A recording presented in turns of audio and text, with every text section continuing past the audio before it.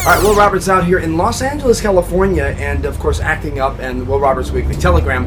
And you know, you find the most interesting things in Los Angeles, and boy oh boy have I found the most interesting thing. I was going to an audition for something, and I stumbled upon this amazing place, and even more amazing, this gentleman by the name of Nick. Nick, how are you? I'm very well. Nick Metropolis, and it's a pleasure. Yeah, it is.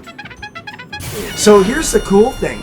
Nick has this place that when you roll up to it, it seems as though only Los Angeles would have a place like this, because this place would normally be, I guess you could say, like a thrift shop or an antique shop or something. But here in Los Angeles, it really kind of is a prop shop. So Nick, tell us a little bit about what you do. Well, that is what it is. We're here 21 years. Wow. And everything that's here for sale is also for rent. So we deal with all the studios, theater, television, and film. The great thing here is we work with people's budgets. If some USC students come and there's hardly any money, we still make it happen. And it's we never turn anyone away for a rental.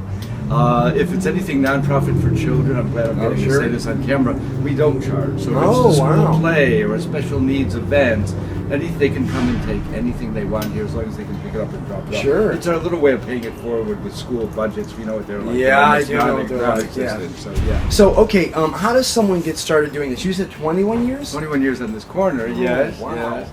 And about 5 years before that, selling on a street corner. It was my mechanic's parking lot up the street. Yeah. And we would set up on the weekend only, and we'd set up like a flea market, almost as big as this. Right. In fact, the Hollywood tour bus used to go by and say, "Ladies and gentlemen, you're now looking at the world's biggest garage sale."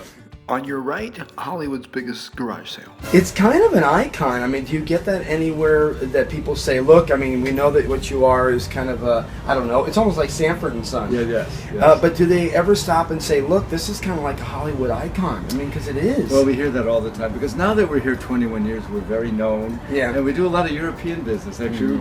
We've been interviewed, we've been in magazines in Europe that come and they just fall in love with the place. So it's been very kind.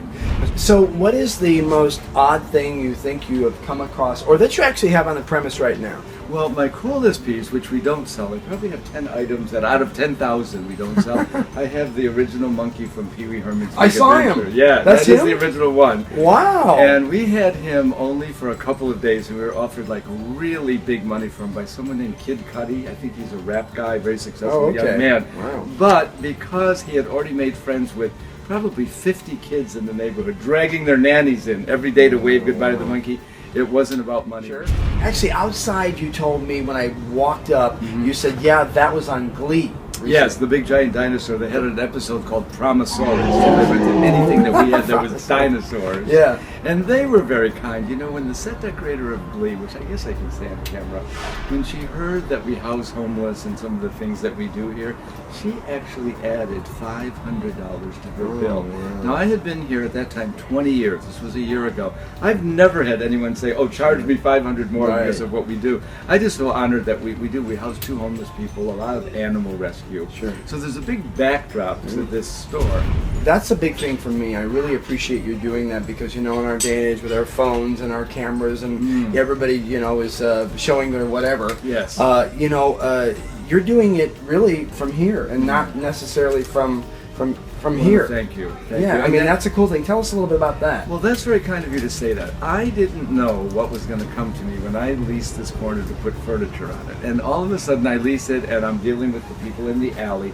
I didn't know, and all of a sudden my life just did a complete 360, because there's only one wall separating all of the glamour and glitz with the people that live in the alley. And I didn't know what I was getting into. Now I feel very blessed that I'm kind of like a channel for that. I wasn't looking for it. Right, just happened. But now there's, as I mentioned earlier, there's an older black Vietnam veteran pushing a shopping cart in our alley. And once or twice a week he tries to sell me a broken microwave oven. So again, we buy it. $20-30 is not going to make or break us. But I want people to see that. I think we're going to be a show soon. Yeah, and you should be.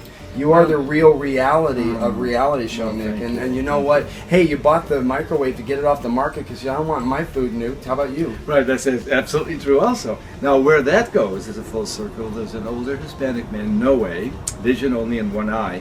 he feeds his family by recycling metal. So I call No Way and say, come and get some metal, and that's where the microwave oven goes. So it's a complete circle. Everybody wins. It's a good thing. Yeah. You're a good man, Charlie Brown. Thank you so much. I really appreciate it. Thank Yeah. you. Hey, Will Roberts, go to our site. You can go to either willrobertsweeklytelegram.com, willsays.com if you don't want to type all that in because there's not enough time, or you can go to the new site we have. It's called about.me/Will Roberts Weekly Telegram.